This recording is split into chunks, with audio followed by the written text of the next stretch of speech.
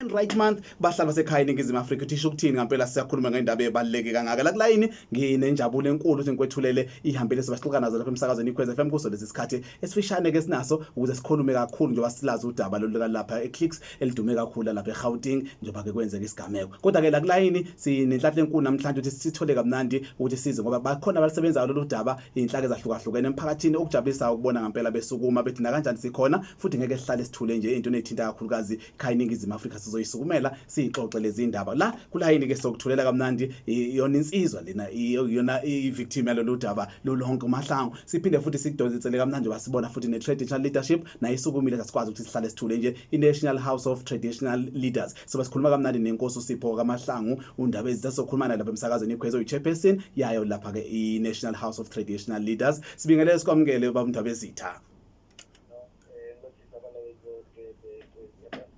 hawu bayavuya bayajabula abalaleli beKwez ukuthi bakuzwe indaba ezitha nazo-ke kolunye uhlangothi ngiphethe kamnandi futhi uJB Sibanyoni siyamazi uJB Sibanyoni lapha emsakazweni iKwez hlezi sikhuluma naye ngendaba ethi umthetho yena kuvela ku-Human Rights Commission nabo futhi sebeyibhala statement baqona lolu daba lenzakalile ngempela nabo bakhona njenge-commissioner futhi balisebenza udaba Sibanyoni sikwamukele sikubingelele emsakazweni iKwez ntambama namhlanje ngibingelela abalaleli FM lochise ku Thando Mahlangu ngilobeke nakundaba ezitha ngithi bayede awu madoda kwaze kwamnandi ntambama emsakazweni sixoxe sigoqa inyanga i-Human Rights Month kuyinjabulo futhi sikutholele kamnandi ke insizwa njengoba kweseshilo ubaba Sibanyoni naye isimbingelelile kahle kahle ukuthi nawe ingxenye lenkulumo esikhuluma ngayo uThando Mahlangu Thando sikubingelele sikwamukele emsakazweni iKwez FM ntambama baba akwande kosokuthi kunjani na hayi siyajabula hey lensizwa yegemegeme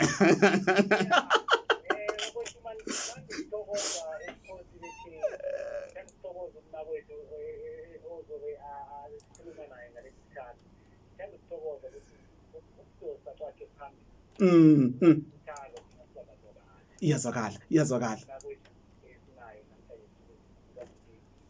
nazo-ke sijabula kakhulu mfowethu sibe nayo lapha emsakazweni iKwez FM ziyenzeka izinto ngifisa ukuthi kodwa ngiqale nje ubusushilo ukuthi ngoba sine-traditional leadership balulekile sinikeze ibe first priority kodwa siyaqonda sonke sibaluleke kakhulu njenge-panelist nawo ntambama namhlanje emsakazweni iKwez FM asibuyele kuwena-ke baba uSipho sikhulume nawe njengohlelo ngokuthi traditional leadership kusho ukuthini lokho emva kweminyaka u-27 ekhaya eNingizimu Afrika likhululekile ukuthi sibe negameko ey'fana lezi ey'bhekane noThando ngithokoza mhaji ngiloshiwe naye uThando nobaba uSibanyoni nabalaleli bonke lokhu kutsho ukuthi sibabantu abanzima sisalimele engqondweni uzakhumbula ukuthi sibuya ku-apartheid so i-apartheid yathatha iminyaka eminingi ifakwa engqondweni zabantu abanzima so-ke kuyakhombisa ukuthi kusesenabanye abasalele emuva abasabona izinto zamakhuwa kungizo ezihle nezibalulekileko ukudlula zabantu abanzima so kuyasho ukuthi umbereko usesemningi ukuthi sitshentshe ingqondo zabantu bethu sitshentshe ngendlela abantu basabereka ngakhona mara nokho nawuqala ngendlela umnotho wethu wakheke ngakhona usavuna laba abamhlophe ngoba imithetho le ubaba lo ohlukumeza uThando kuyakhombisa ukuthi yena beka-implementa imithetho yemsebenzini or emberegweni abereka kuwo ngoba umnotho wethu usaphethwe makuwa so yonke into esenziwako isenziwa ngendlela evuna amakhuwa kuyasidanisa-ke thina-ke simakhosi ngoba akuthomi lokhu kwenzeka kuThando kwenzekile ku-Gautrain ngaphambili and i-Gautrain onombuso so-ke uzibuza ukuthi umbuso nawo nawusagandelela abantu ukuthi bangakwazi ukumbatha into zabo kanti salwa silwela ikululeko silwela ukuthi umuntu akwazi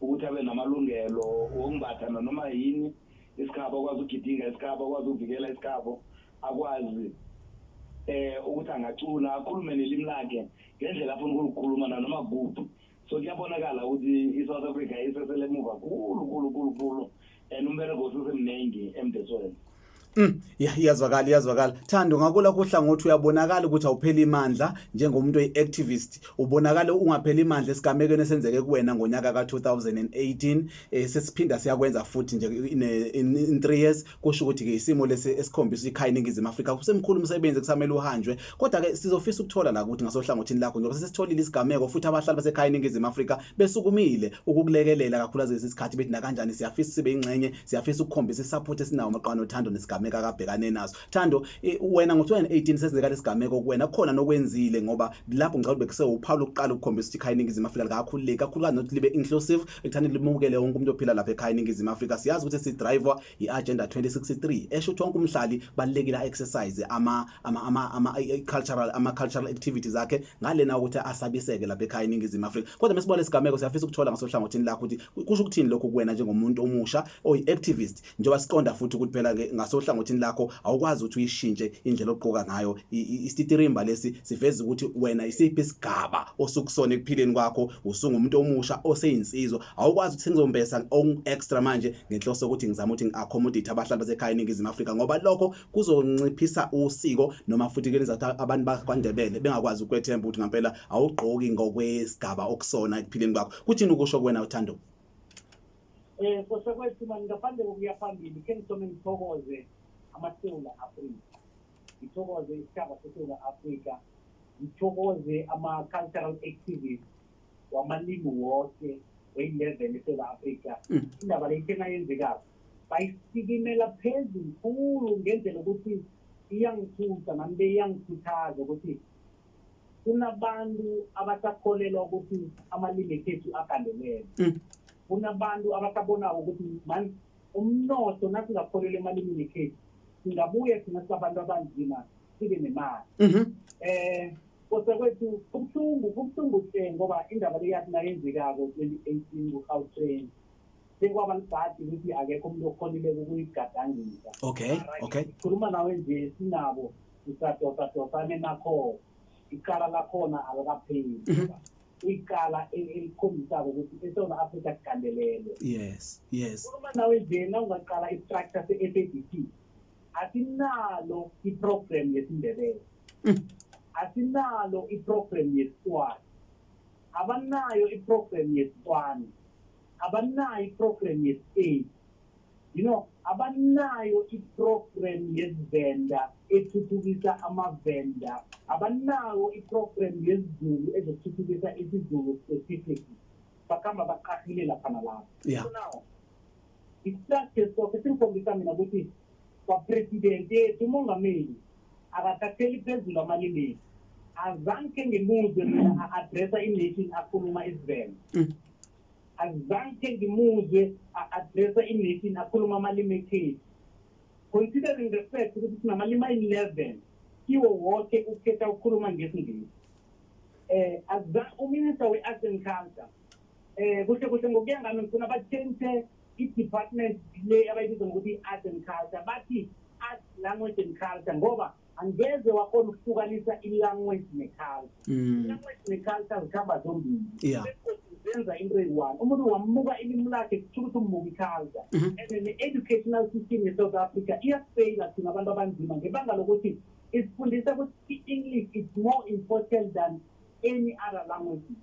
Even if you can check now, all the documents ezihlolwa ngama-department wonke kunesingisi ne-Afrikaans and then bakhambe bafaka lapha mhlawumbe isiZulu mhlawumbe isipeni lapha mhlawumbe isiTswana isiNdebele asikho.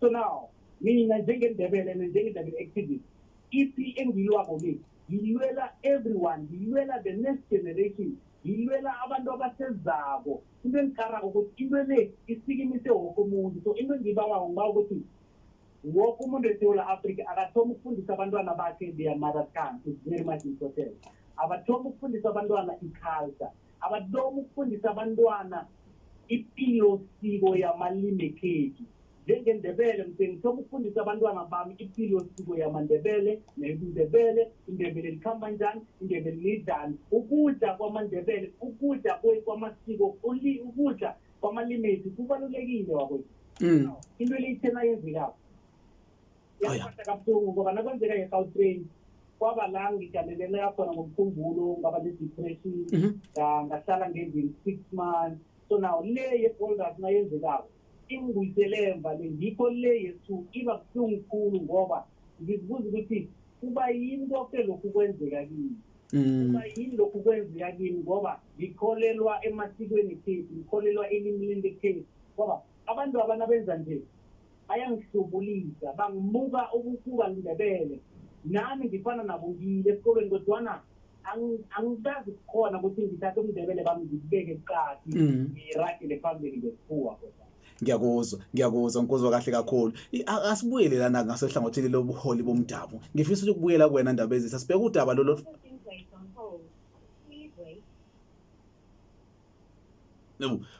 Silahlekela la Sibanyoni kuline wethu kuso lesisikhathi ngisazozama ukuthi ngimthole mhlawumbe emva kwamanqapu naye asinikeze kodwa mina ngisabuyela Ndabezi sasibheka udaba uhlangothini lakho ukuthi kuthini ukusho masibona lesigameko esifana nesika Mahlangu ngoba ngicabanga ukuthi lokhu ngakulunye uhlangothi kuletha isifundo ukuthi mhlambe nathi njengabantu abansundu njengabantu abangamanguni mhlambe sinakho lokubukela phansi ulimi lethu nemvunulo yethu ngoba ngicabanga ukuthi lokho kwenziwa uMahlangu lapha mefika akusho bengagqokile uMahlangu begqokile ngokwendlela yakwaNdebele futhi sikehlezi kubona lapha eWestern ukuthi abantu bakhona nabo abagqoki kodwa kujwayelekile okwabo angazi kwenzakala la usekhona Mahlangu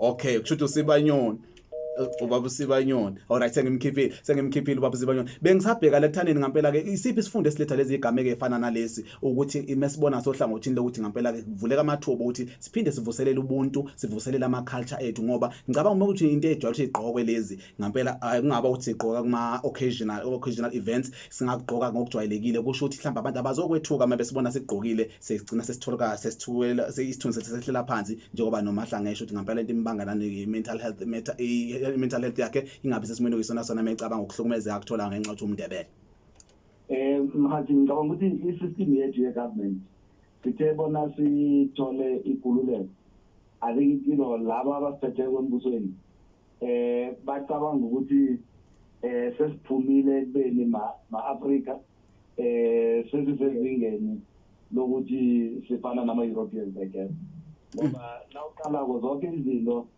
ezino-Afrika phakathi zithethe zagandelelwa nawuqala i-justice system yethu sisakholelwa namka sisabereka ngomthetho we-Roman Dutch law of which ilo akunala kuberegiswa khona i-justice system yethu yes-Africa i-customary law isaqindezelwe igandelelo kunlayelo e-Afrika.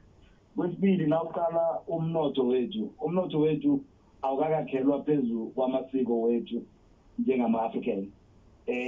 Nawuqala ama-countries afana nabo-China nabo-Taiwan ama-countries adevelopako very fast i-economy yabo iyakhelwa phezu kwe-foundation ye-culture yabo ngoba isikhathi esiningi nangabe upromote i-culture ucenya nge-culture yakho uba ne-self-confidence as a person uyakwazi ukuzigada because uyazazi ukuthi ungubani ovela kuphi njalo njalo. So-ke nawuqala kade sikhule abogogo basikhulisa ngendlela yokusitshela inganekwane nanani zonke izinto ebeziqinisa ingqondo yomuntu onzima ekade zimenza ukuthi azazi ukuthi ungubani. Sitebona sithola ikululeko sakhohlwa konke lokho sathatha abantwana bethu sabasenkolweni zamakhuwa zonke lezi ezila emakhaya engathana zibafundisa isiko lethu nathi sikwazi ukubafundisa sathatha yonke imisebenzi sayinikeza abotishera thina sajamele emva njengabazali. So kuyafuneka ukuthi simakhozi sigqugquzela abazali ukuthi ababuyele ekubeni bazali bafundise abantwana babo ilimi labo bafundise abantwana babo amasiko abo ngoba isikhathi esiningi siyajabula nakubona umntwana ethu akhuluma i-English kunalokho anakakhuluma ilimi lami njengomzali sicabanga ukuthi uhlakaniphile ngoba ukhuluma ilimi leli elikhulunywa makhulu. So-ke kuyasho ukuthi umsebenzi wethu mningi and okunye esikwenzako njengendlu yamakhosi size ne-developmental program esibizwa ukuthi i-Invest Rural Master Plan and that Invest Rural Master Plan ifuna ukwakhela umnotho phezu komgogodlo wesiko lethu. So nangabe njengesizwe samaZulu nangabe sidevelopa indawo yakwaZulu i-architecture the way indawo le yakheke ngakhona Konke yakhe umuntu abone ukuthi la nginyathela emhlabeni wakwaZulu. Nakaya kwaNdebele i-architecture yendawo zakwaNdebele the way kuphilwa ngakhona umuntu kosafile naye ukuthi ngikwaNdebele. So nathi ke amakhosi njengama-custodians wamasiko, that's why we've gone back to that ukuthi asidrafteni a document ezokudriver i-development yethu, but i-driver in such a way that umuntu uhlala azazi ukuthi ungubani. Everything that we do, in fact, we had the confirmation from former Minister of Culture, Babu Paul Machatino, why Kuluma Jesa function. As with South Africa, yata de culture, they move. So that's why it's Milo say to Uno Kebengo Gaga Nanda and Mova. It's still little respect for Papuma completely. They must go so you put a good smoke out that I'm sharing in Nagana was really masculine. Yeah, siyaqonda la Thando ngasohlangothini lakho ukuthi kuseyisimo lesi sacasulile mesenzeka kuwena njengoba siye engqondweni phela. Kodwa siyabona ukuthi khona ithubo ongathola lana njengomuntu oyi-author ukuthi usangayibhala into efana nalezi engaphinda futhi zikhulisa ulwazi kubahlali basekhaya eNingizimu Afrika, ukwamukela wonke umuntu ophila lapha ekhaya eNingizimu Afrika. Siyazi ukuthi lapha masikhuluma ngawe lapha endaweni yakini sinabantu abafana kakhulu lapha no-Esther Mahlangu abayibonakalisile besebenzisa iculture ekuthandeni ngaphileka. Sikhuluma wathola amathuba amahle kakhulu lapha kunemall yakini lapha ekupenda kahle ukufika khona abantu bejabule mebefika khona ngoba ngempela ke eyenzeka ngendlela esisimweni esana sona. Futhi uyazi emazweni omhlaba ukhona nokucabanga ukuya phambili emva ukuthi sekhilise sonke lesimo ukuthi ngempela ungakwazi ukwenze ukuze kuyiwe phambili. Sekumbuzo wami ukugcina ubheke kwena. Boyazi angiveze nakho ngiyaphambi ukubheka khona okuningi. Into engikara necrazy lapha ukuthi ningabantu bokuthoma first radio broadcaster or a media platform that created this particular platform. You know? And the most important thing is you guys managed to do research who Mambala. You know, the Constitution of South Africa, African. Yeah. So, siyathokoza nathi. Siyathokoza nathi ukuthola inqumo efana nalezi. Yeah, ikuphi ezingakulindela ukuya phambili njenge-author? Njenge-author engangilindele ukuya phambili, ngiyafisa ukuthi i-Department ye-Arts and Culture ingathatha ama-activities wama-different languages. Like for example, nabathethe uZulu othanda isiZulu osidosela phambili, bathethe iNdebele elithuthukisa isiNdebele, bathethe uMswati othuthukisa iSiswati, bathethe uMtsonga othuthukisa iSitsonga. Like amalimi wonke weSewula Africa babe nabo ngaphakathi kwe-department yabo, kube babantu ekuba ma-ambassadors wayo i-department ukukhombisa ukuthi bazimisele ukuthuthukisa amalimi eSewula Africa ngoba ngikhuluma nawe nje amanye amalimi agandelele. Like for example, i-SABC ayinazo indaba za-7 zesitsonga, ayinazo indaba za-7 zesitswana, mara banazo ze-Afrikaans. You understand? Yeah. Abanazo indaba zesivenda ezingena 7. Abanazo indaba zesiNdebele ezingena 7. Why is that? If you can check their digital spaces, woke amanye amalimi awekho mara English ne-Afrikaans zikhona. You understand? Now, isitho sami njenge-author ngisazokuthola umlayezo obalulekile kakhulu okhuthaza amaSewula Afrika njengoba sifikile ajamile lesiga yethu ngiyimbi sona kodwa simkarele ukuthi sihlanganise wonke umhlobo eSewula Afrika ukuthi akekho kufanele anini omunye. Ikhuluma nje iSitswana namaStswana yibo abalila kakhulu ngento zekhethu leya ye-boulders ukuthi mara uyenza njani into enje ubuye uthi wena umStswana naMandebele nathi sivunula amazulu nathi sivunula isikhethu yangathi my wish ukusuka la ukuya phambili ukuthi eSewula Afrika abantwana bethu sibafundiseni amalimi abo, umnotho ubuyele ngaphansi kwamalimi ekhethu ngoba kunje umnotho usesebantwini abamhlophe usesemakhuweni lapho. So yikho abantu abaningi bangekho abakhuluma amalimi abo, abafunda amalimi abo esikolweni. Sithatha imali eningi sofundisa abantwana amalimi, sofundisa English ukuthi bakhiphe amalimi abo. Just imagine paying 20,000 school fees for your child ukuthi akhose ilimi lekhaya. Mfowethu siyabonga isikhathi samasavumi kahle indaba ngizobuyela kuwena emva kwamanqampu ngizobuyela nje kuwena esikhathini singakanani kusuka manje ukuze sigoqe kahle indaba yethu sesithola ne-Human Rights Commission. Ntokozo kwamambala. Ayike siyaqhubeka kamnandi-ke nohlelo lethu sixolisela iy'ngozi zithintekile ngenxa yokuthi kubalulekile indaba sigcine sifinyelele esiphethweni sawo njengamanje sijoyina u-JB Sibanyoni wevela Human Rights Commission. Sibanyoni siphinde sikwamukele baba. Ngibingelela abalaleli be-Radio Ikosi. Nazo-ke Sibanyoni Ncesa ngazi kwenzakale njani la kodwa sijabule sesiphinde sakuthola i-Human Rights Commission sikhipha istatement magwana lo daba oluthinta kuMahlangu. Siyafisa ukuzwa ukuthi nimiphi njenge-Human Rights Commission. I-Human Rights Commission sigijime masinyana uma kwenzeka lesi sehlakalo laphana e-Midrand i-office lase-Johannesburg i-Gauteng Provincial Office baphuthume bona bayozibonela ngokwabo bakhulumisene-ke nabanikazi balesi sitolo kwakwenzeka nje ngobe kwasuke kwaduma iNingizimu Afrika yonke ngathi nje nemhlabeni wonke base kuba khona-ke isinyathelo sokuthi ake kiwo amakhosi wendabuko amakhosi wemvelo kuyozwakala kiwo ukuthi wona asithatha kanjani lesi sehlakalo. Phela-ke bakhuluma-ke ibandla lenkosi uthe uma kusuka lapho-ke izolo loku ophethe isifunda sase-Gauteng uBuwang waphindela futhi khona ngoba benza isivumelwano sokuthi bazobuye bakhulumisane. Khona-ke izinqumo kuthethwe izinqumo zokuthi sikhuluma nje namhlanje ukuthi bazoya esigodlweni kwamabhoko lapho-ke bayovela khona bese beqolisa. Kanti-ke ngasenhlangothini le-South African Human Rights Commission kwase kuthiwa bazaveza imigomo yakhona esitolo. Nangithi imigomo ngikhuluma ngama-policies ukuthi athini abantu abazothenga baphathwa kanjani ukuze i-South African Human Rights Commission ihlolisise kahle ngoba siphiwe amandla ukuthi sikwazi ukuhlolisisa sibeke iso kanti-ke futhi-ke bavuma nokuthi kuzaba khona imikhangiso exhibition la kuzabizwa khona izinhlanga ezahlukene ebese kuthi ngalolo suku uThando Mahlangu kanye nalo owamalela ukuthi angene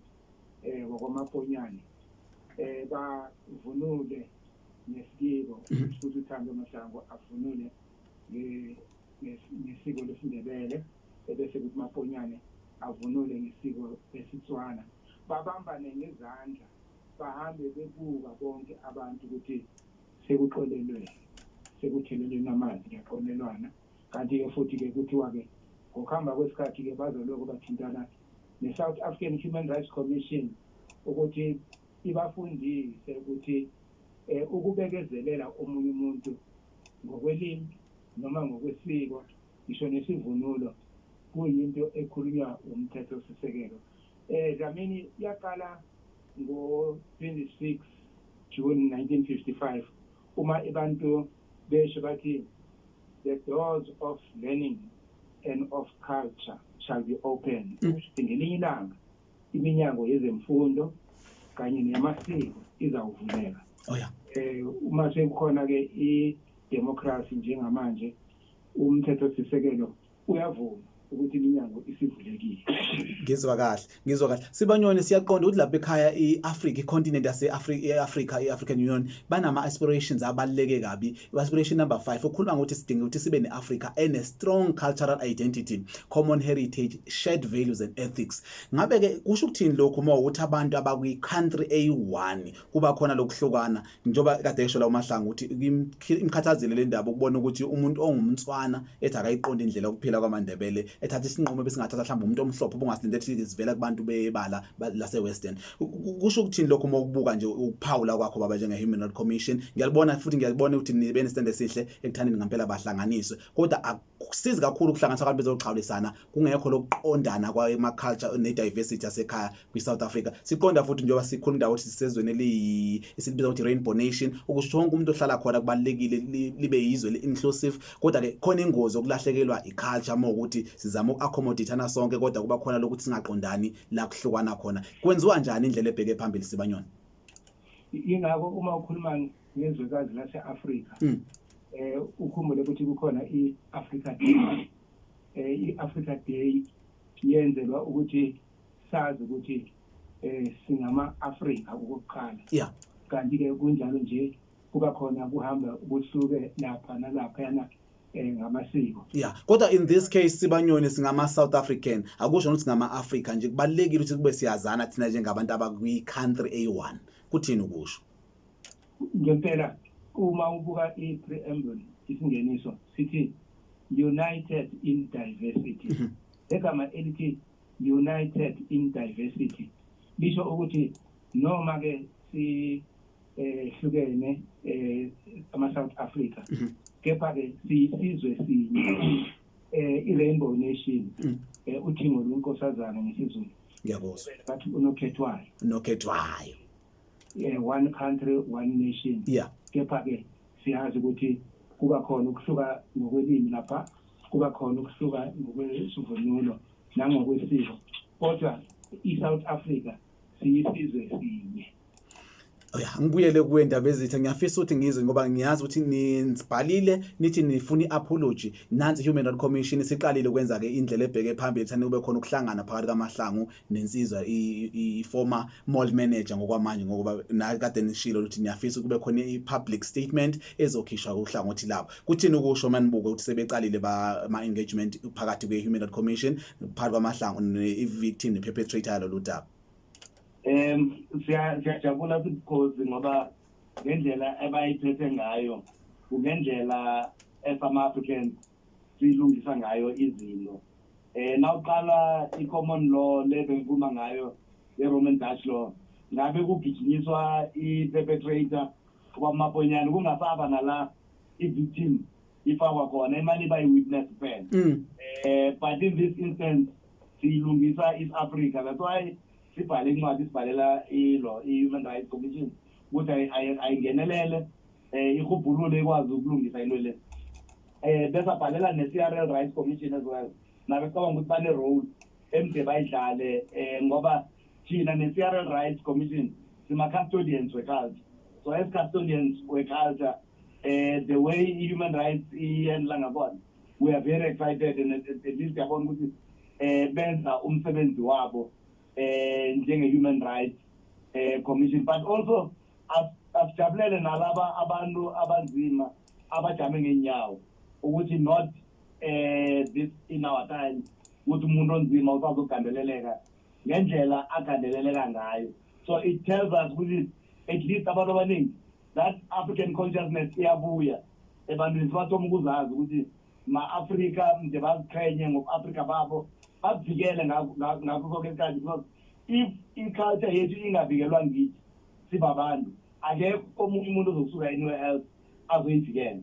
So-ke all of us need to work together na-Human Rights Commission nathi as indlu yamakhosi ekubuyiseni isidima somuntu onzima. This is the right step that is currently being taken by Human Rights Commission ukuthi isidima sikaThando asibuyiswe and lokhu kuyajabulisa ke esikubona okwenzeka. Wasukuma Ndaba Ezitha nawe wabonakala Sunday uyigqokile ezakho waqonda khona emall. Sathi usibeke nje experience yakho yosuku ne-feeling mawubuka abahlali basekhaya eNingizimu Afrika indlela abasupporte ngawo Mahlangu. I was able to ukuthi that call esiyenzile touch even other people ngibone nje abantu in the Eastern Cape bebangithenga bangithumela ama-messages ukuthi nathi sema-malls sigcokile nabanye bayakhombisa ukuthi hey nami ngiphume nabantwana bami simbethe isikhethu. And also nangikhamba e-mall I think abantu abaningi could see ukuthi I took a stance and they were very supportive. I mean many restaurants that I went into nanoma bengayokudla nje ngisela amanzi kuphela bengena nje just nje ukubakhombisa ukuthi I'm proud of who I am. I'm proud of my Africanness. Abaningi ngiyacabanga ukuthi if this incident yakaThando did not happen ngicabanga ukuthi they could have treated me differently. Yes, ngisathi ngiyalapho Ndaba Ezitha ukuthi yiphi into positive esingayifunda kula.